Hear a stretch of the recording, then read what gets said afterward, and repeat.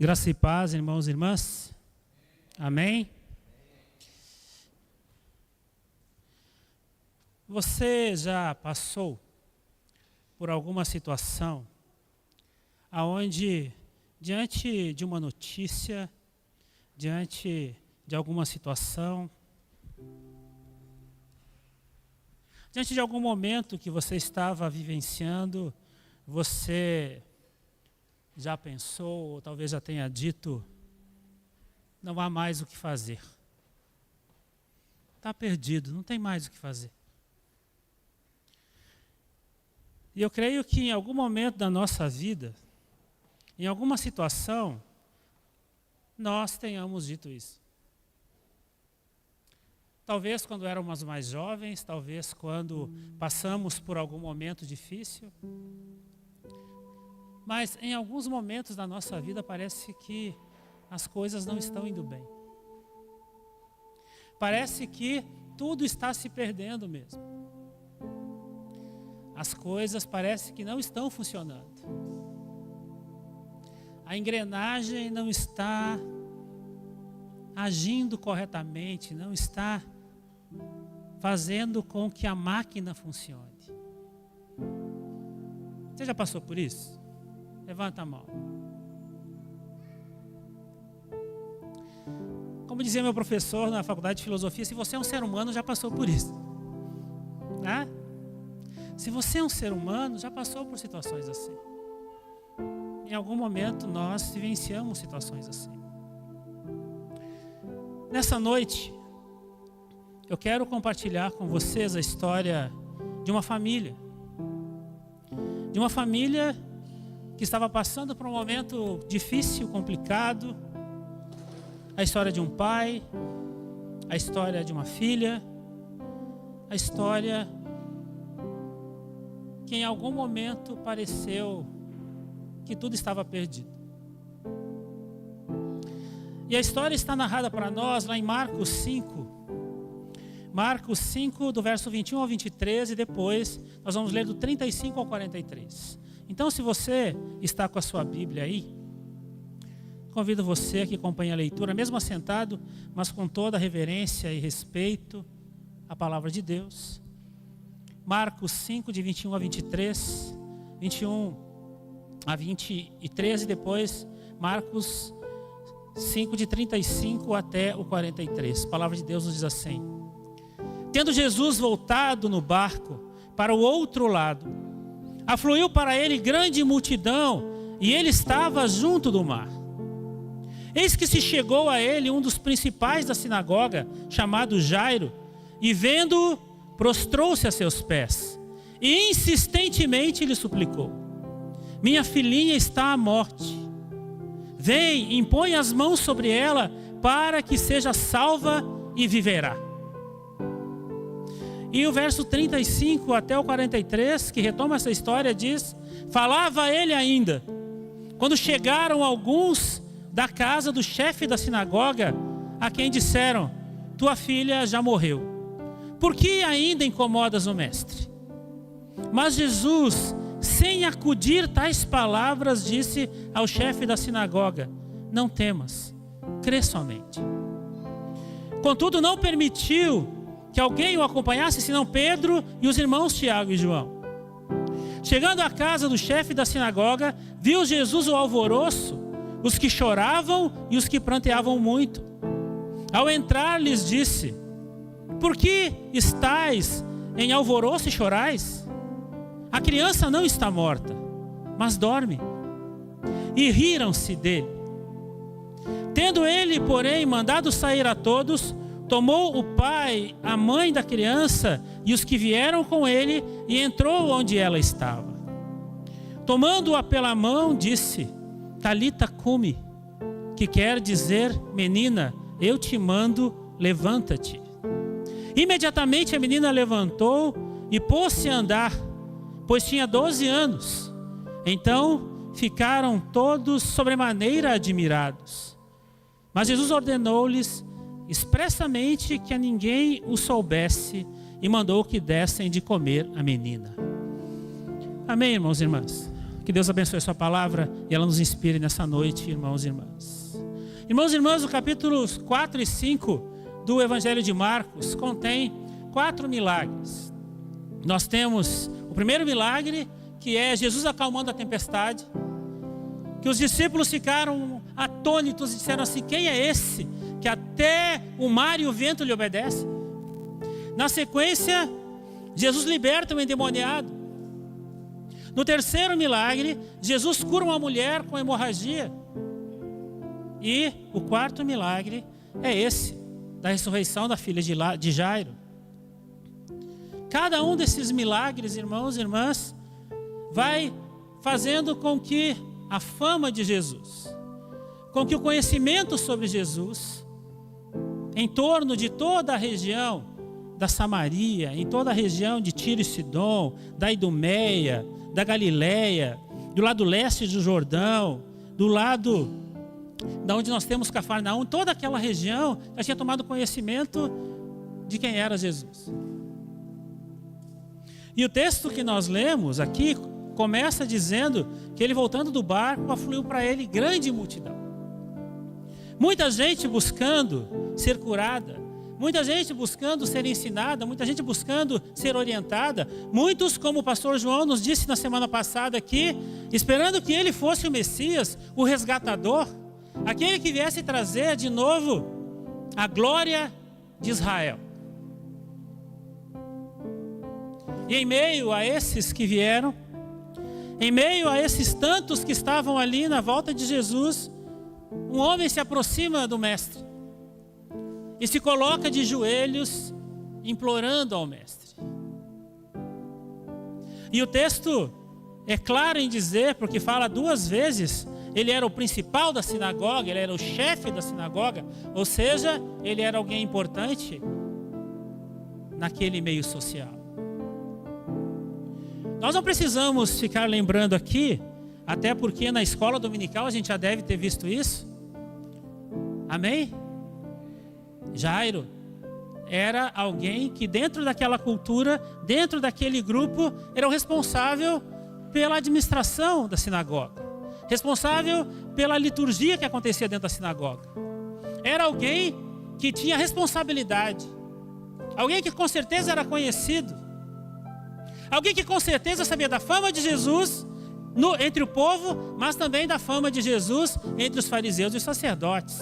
Ou seja, é alguém que ao se colocar aos pés de Jesus, que ao se colocar de joelhos diante de Jesus, também está colocando em risco o seu status. Também está colocando em risco a sua posição social. A dor quebra a gente, né, pastor? A dor quebra a gente.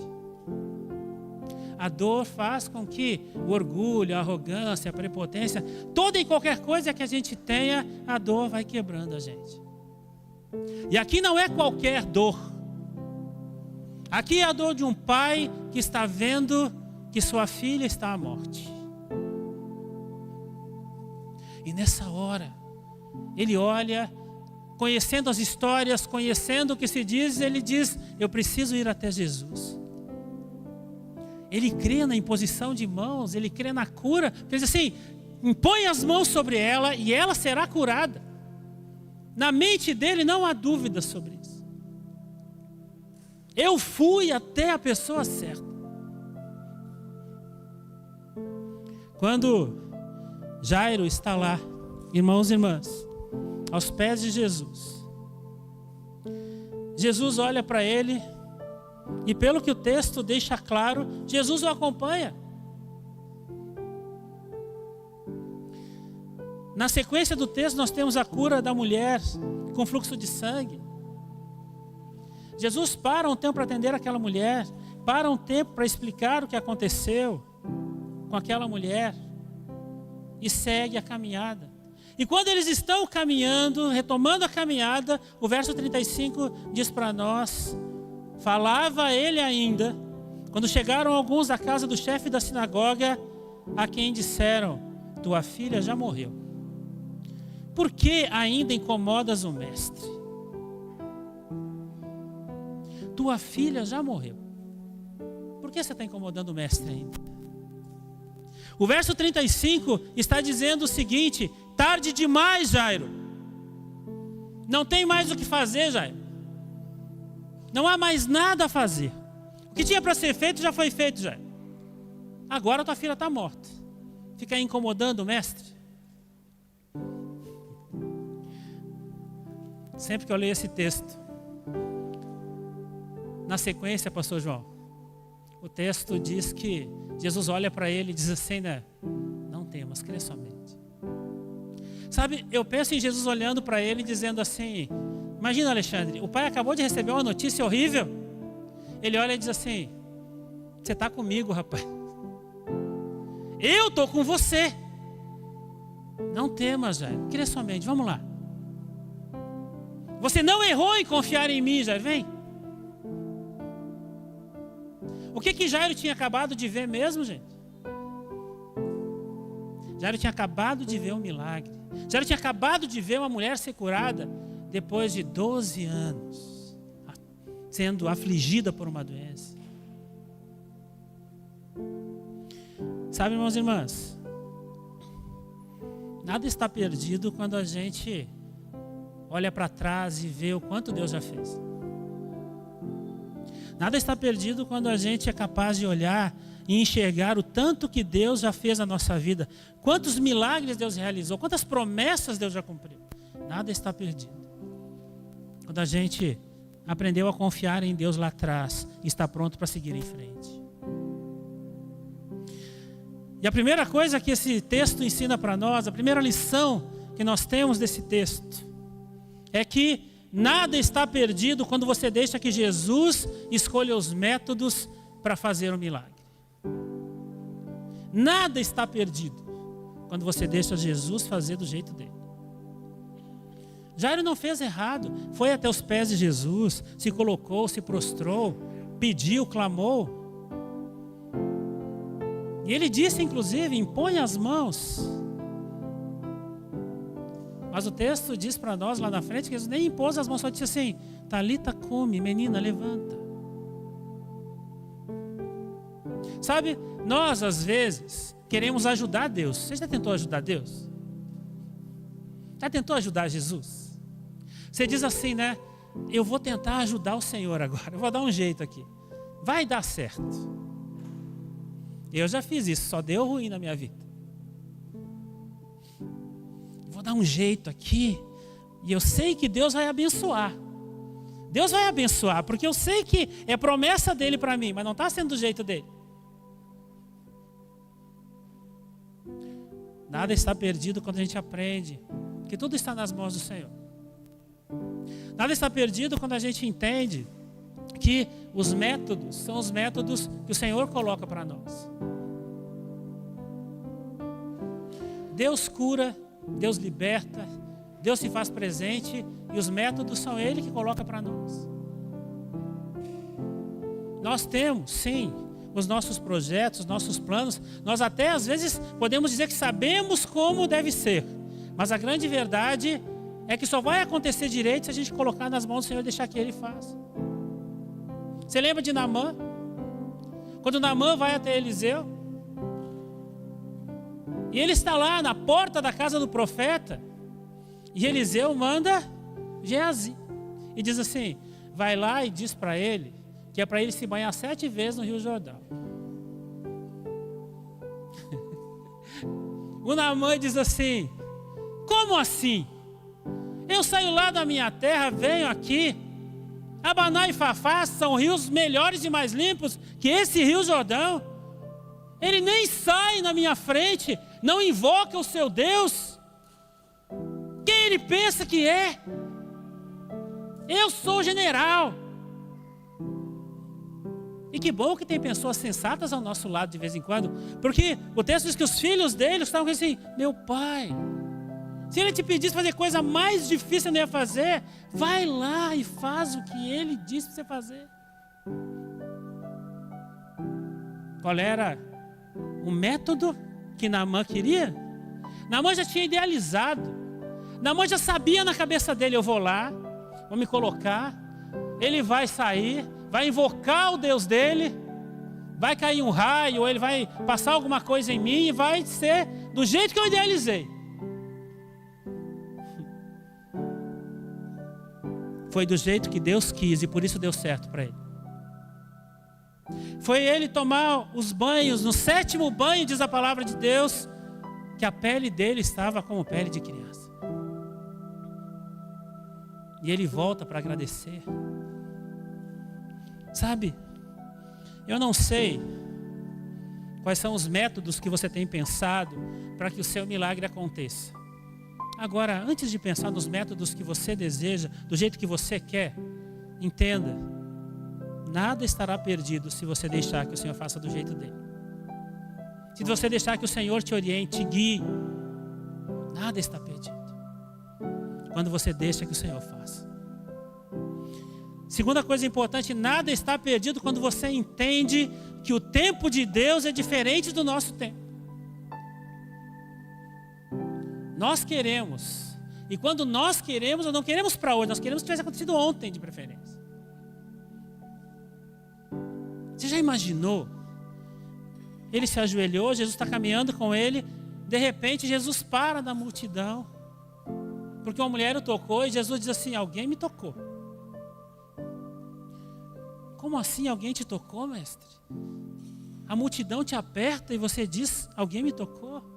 O texto diz que uma mulher se apresenta, diz que tocou e Jesus entende o que aconteceu e faz a mulher entender e todo mundo ali. Mas isso foi tempo que naquele momento era imprescindível para um pai.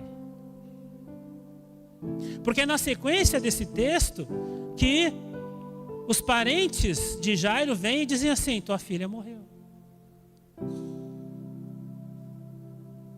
Eu imagino, se Jairo fosse um sujeito cabeça quente, se Jairo fosse uma pessoa daquelas assim arrogante, prepotente, daquelas que entende ser do jeito dela, ele diria assim: perdeu tempo com essa mulher, minha filha estava morrendo e você perdeu tempo. Quando Jesus está ao nosso lado, não existe tempo perdido, porque o tempo é de Deus e não é nosso. Para as pessoas que estavam ali, que estavam lá cuidando da menina, o tempo acabou. Jesus estava do lado de Jairo e diz assim: Jairo, não temas, crê somente. Meu pai é o Senhor do tempo e eu também. Não sei se o professor João Batista já te promovi. Não sei se o pastor João Batista vai lembrar, mas numa aula que nós tivemos lá na Faculdade de Teologia, o professor Rui José Grilberg falando sobre a questão do Cronos e do Kairos. O professor Rui José Grilberg explicando isso para nós, o professor Rui disse assim: existem duas dimensões de tempo na teologia. O Cronos, que é o tempo contado, é o tempo do homem, é o tempo do cronômetro, é o tempo que tem a hora, que a gente sabe ali, olhando agora, que são 19 horas. Isso é o tempo do homem, é o tempo que eu consigo contar.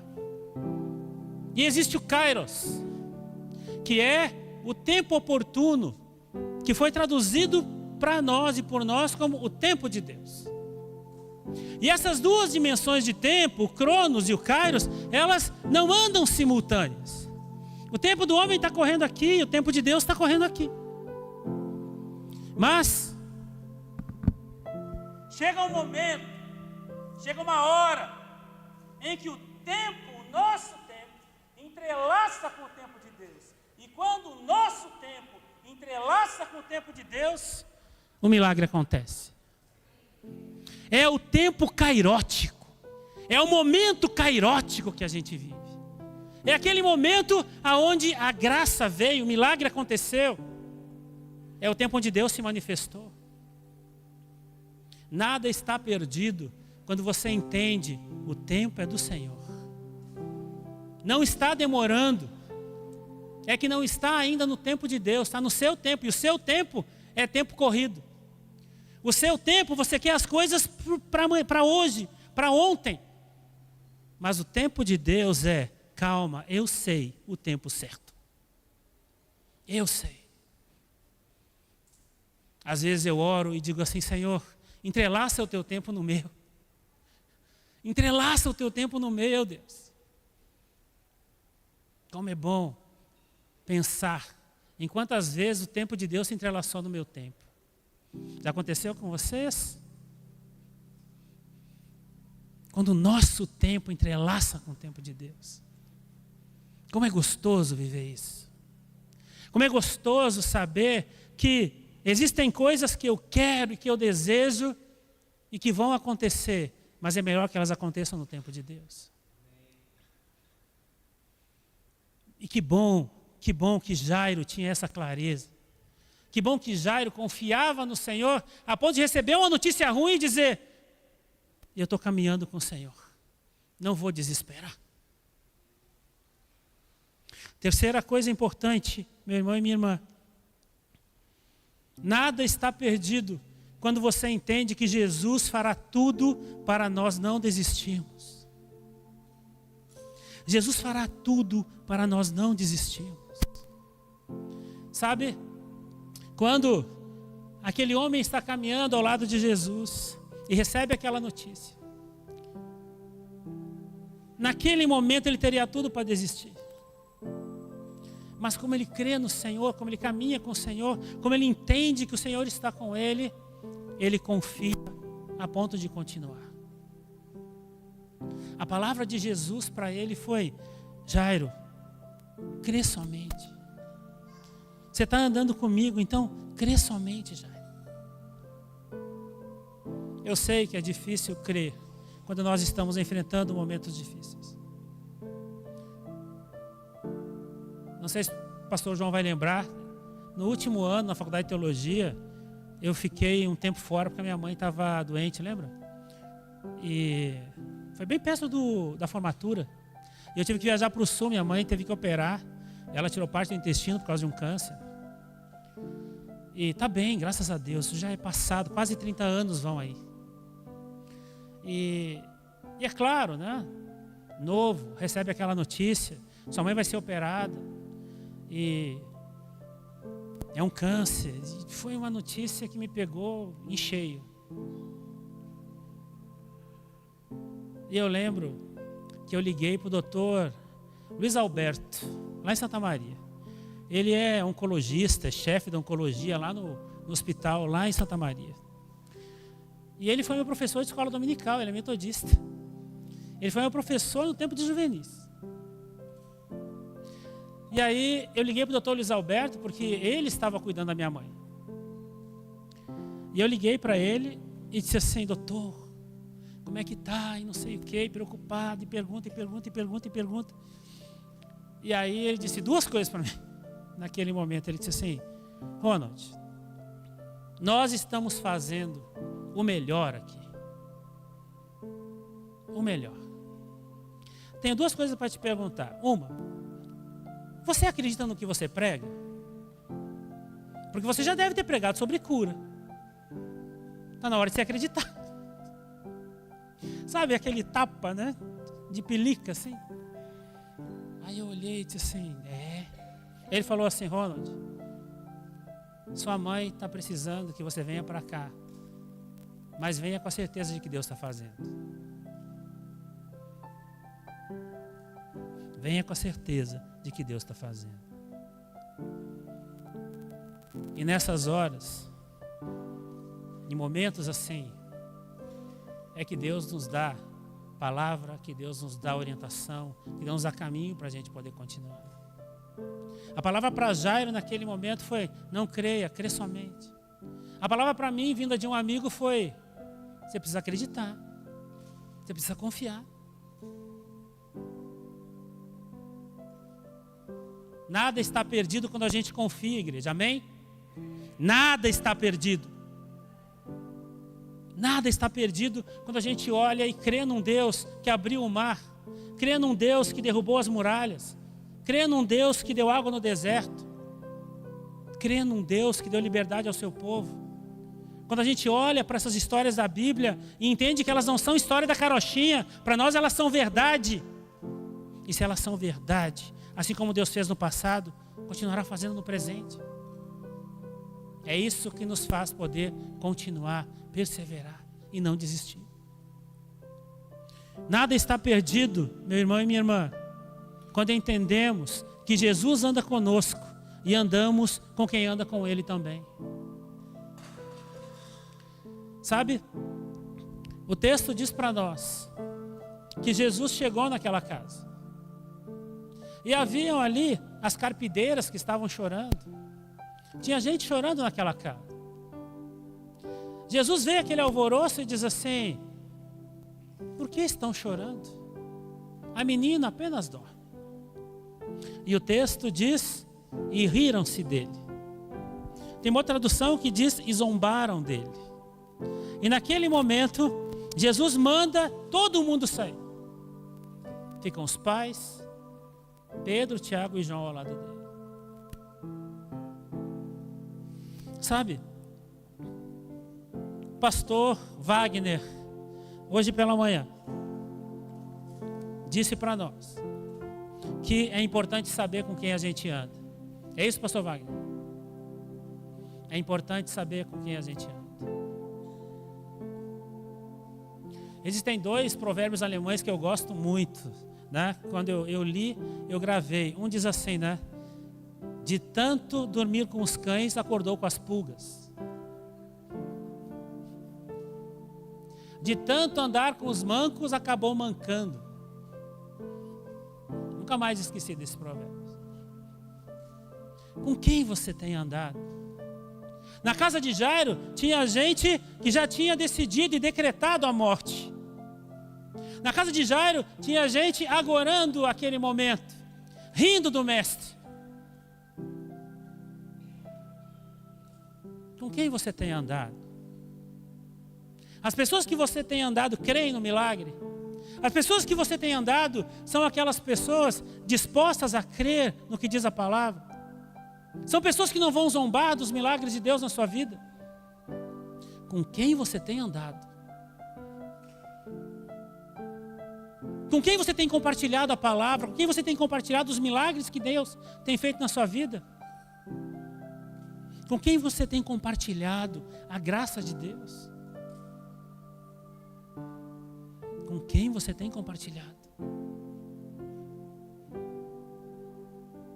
Sabe, na minha vida, eu andei com uns caras bem complicados quando eu era adolescente, né?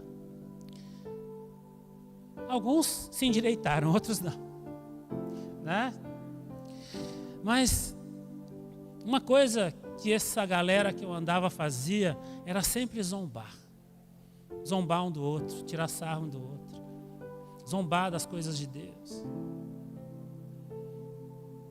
Quando eu entendi quem eu era, quando eu entendi o que era de fato o Evangelho, eu precisei dizer: preciso de outro grupo para mim. Não os abandonei, não virei a cara para eles, mas entendi, tenho que me afastar, preciso de gente que acredita no que eu acredito. Gente que caminha comigo. Gente que vai orar por mim, que vai orar comigo. Gente para quem eu vou dizer: eu estou orando por um milagre, e essa pessoa vai dizer: estou orando com você. Gente que você vai dizer: eu estou precisando de alguém que me cubra de oração, e essa pessoa vai dizer: eu sou essa pessoa. Você tem gente assim? Você tem gente assim na sua vida? Eu tenho. Tem as pessoas que eu ligo assim: cara, está acontecendo tal situação, preciso que você me cubra em oração. Olha, eu tenho tal sonho, tal projeto, estou orando por você, ora por mim. Como é bom saber que nós temos pessoas assim ao nosso lado. Nada está perdido quando você anda com Jesus e anda com gente que anda com Ele também. Tem que andar com gente que acredita, gente que tem fé, gente que não vai abandonar a fé, gente que vai caminhar com você até o fim. Quando eu era adolescente, na verdade eu estava saindo da adolescência, eu andava metido com esse grupo lá em Santa Maria. A gente saía para brigar de final de semana. Acredite, né? Sexta-feira é o dia que saía para brigar. Sábado também. E o João Carlos foi meu professor de escola dominical e foi conselheiro dos juvenis da igreja. Ele me conhecia desde piá lá no sul. Um dia eu cheguei na igreja, porque domingo de manhã eu estava na igreja, eu cheguei na igreja, sentei no banco, o João Carlos olhou para mim e falou assim: preciso falar com você hoje, no final da escola dominical. No final, tinha o culto, depois no final da escola dominical. Aí eu disse: tá bom, João. Aí eu entrei numa sala, o João olhou para mim e falou assim: você precisa criar vergonha na cara, moleque. Aí eu olhei para ele e disse assim: como é que é? É isso mesmo, você precisa criar vergonha na cara. Seu pai morreu, sua mãe e sua irmã dependem de você. Você sai por aí brigando, fazendo arruaça. Isso é coisa de moleque, isso não é coisa de homem de Deus, não. E eu levantei e disse: o que você é meu pai para me chamar a atenção? Quando eu levantei, ele olhou para mim e falou assim: senta aí, senão eu vou te bater aqui. Eu vi que ele estava falando sério. Eu vou te bater aqui se você não me vir até o final. Eu sentei, em respeito àquele homem. E ele me disse coisas naquele dia que eu fiquei quieto ouvindo. E aí quando ele terminou, ele disse assim: te quero bem, menino. E eu saí, cheguei em casa com a Bíblia, joguei a Bíblia em cima da mesa e disse assim: nunca mais eu vou naquela igreja. Quem aquele cara pensa que é? Minha mãe, uma mulher muito sábia, olhou, estava fazendo a comida. Aí ela disse assim: o que aconteceu na igreja? Seu João, onde é que você se viu? Queria me chamar a minha atenção, queria dizer para mim isso e aquilo, não é meu pai por acaso? Aí a minha mãe assim: o que o João te falou? Falou uns negócios lá assim, assim. Minha mãe falou assim: essa não é uma boa razão para você não ir na igreja. Você vai continuar, ainda arranja outra razão para não ir. O João só falou isso porque ele te quer bem, porque ele anda com Deus e quer que você ande também. O João é uma pessoa que você tem que ouvir. Quando eu vou a Santa Maria, eu abraço o João. E entre as muitas vezes que eu abracei ele, eu digo para ele assim: muito obrigado. Muito obrigado por ter me dado aquele puxão de orelha. Muito obrigado por caminhar com Deus e por me ensinar a caminhar com Deus também.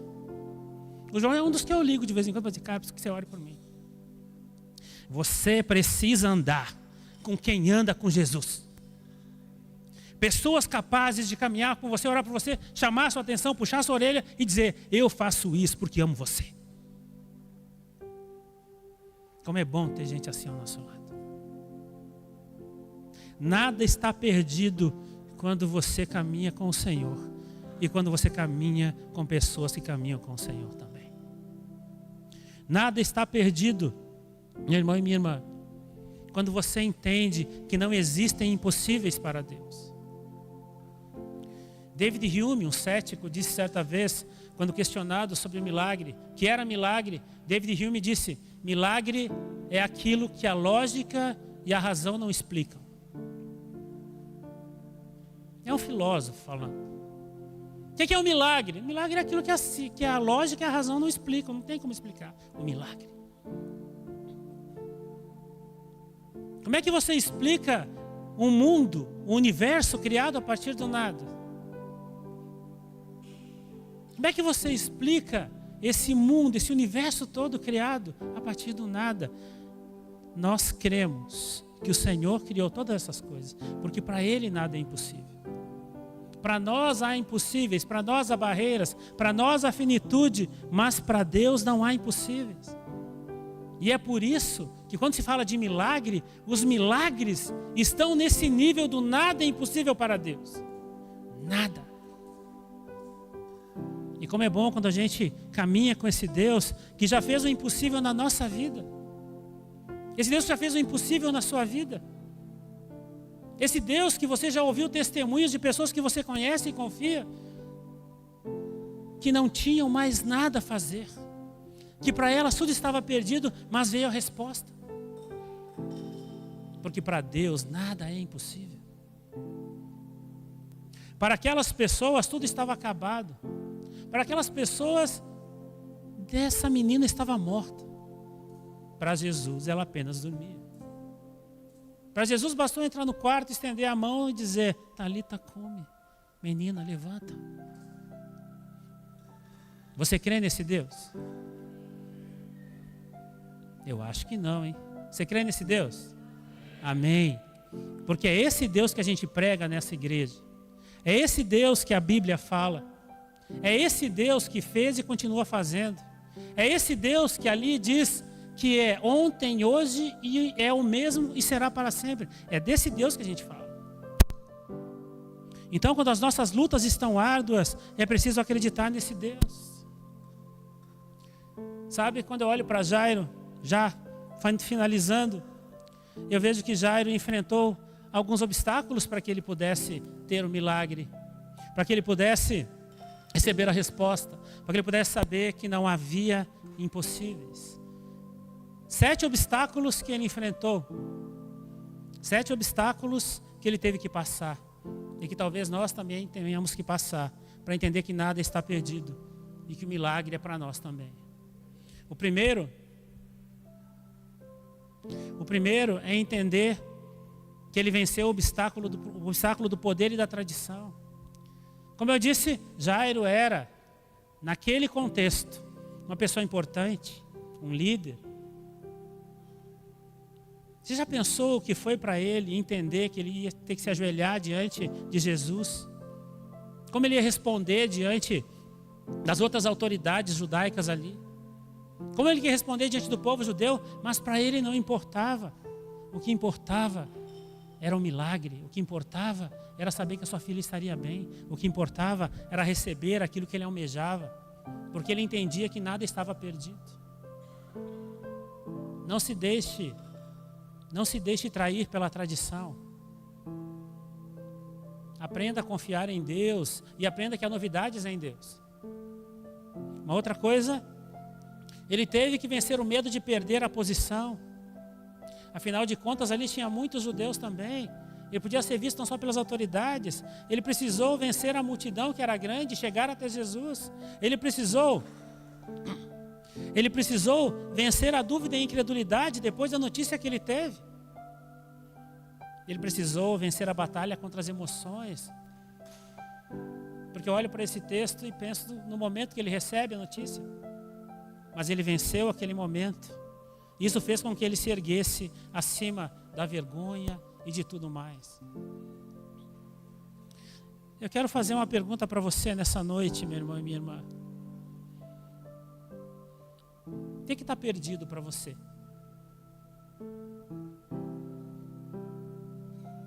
Seus sonhos? Seu casamento? Suas relações? Seu trabalho está por um fio? O que parece que está perdido para você? O que você olha nesse momento e diz, eu estou assim, quase como Jairo recebendo a notícia? O que está perdido para você? Mas se você pôde aprender alguma coisa nessa noite, eu espero que você tenha aprendido que nada, absolutamente nada, está perdido quando a gente aprende a caminhar com o Senhor. Nada, absolutamente nada está perdido quando você deixa que o Senhor faça. Nada está perdido quando você entende que o tempo é de Deus. Nada está perdido quando você entende que Jesus caminha ao seu lado para você não desistir. Nada está perdido quando você anda com o Senhor e anda com quem anda com Ele também. Nada está perdido quando você entende que não existem impossíveis para Deus. E o meu desejo é que assim como aquela menina, como Jairo viu a sua menina, a sua filha, resgatada, restaurada, restituída, ressurreta, que você não deixe os seus sonhos, não deixe que nada se perca na sua vida. Não deixe. Há muito a fazer e há muito a resistir. Eu quero convidar você a se colocar em pé nesse momento.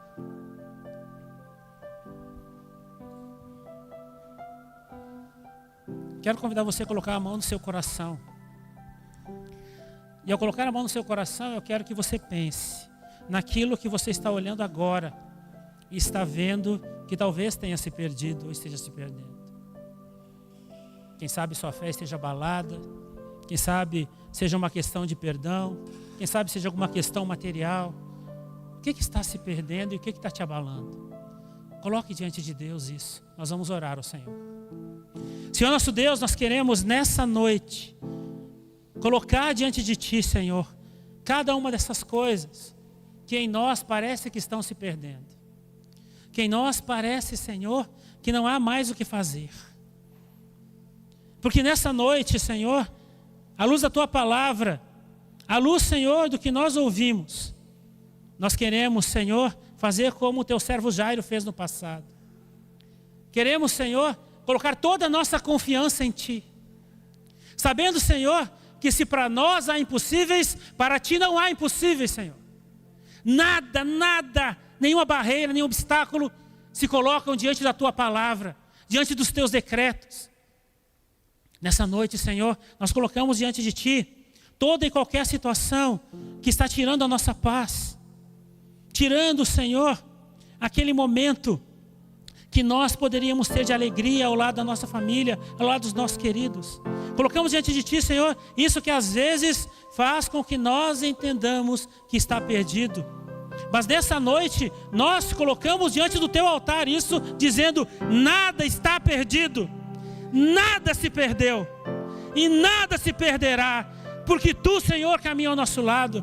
Tu és, Senhor, o nosso escudo, Tu és a base da nossa fé, Tu és aquele, Senhor, que faz com que cada vez mais nós possamos caminhar ao Teu lado em confiança, com força e vitalidade. Nada está perdido para nós, porque nós confiamos num Deus que não perde batalhas. Nós confiamos em um Deus que toma a frente das nossas lutas. Nós confiamos em um Deus e caminhamos com um Deus que cada vez mais peleja por nós. Nada está perdido, Senhor. Porque assim como Jairo teve a sua resposta, nós confiamos que no Teu tempo, que no momento que é o Teu tempo se entrelaçará com nós. E nós viveremos momentos onde o Kairos de Deus, o tempo de Deus, será tempo nosso também. Fica conosco, Senhor. Olha por nós, olha pela Tua igreja, porque para nós, Senhor, nada está perdido, porque nós caminhamos contigo. É por Cristo Jesus que nós oramos e entregamos esse tempo na Tua presença. Amém. Pastor João.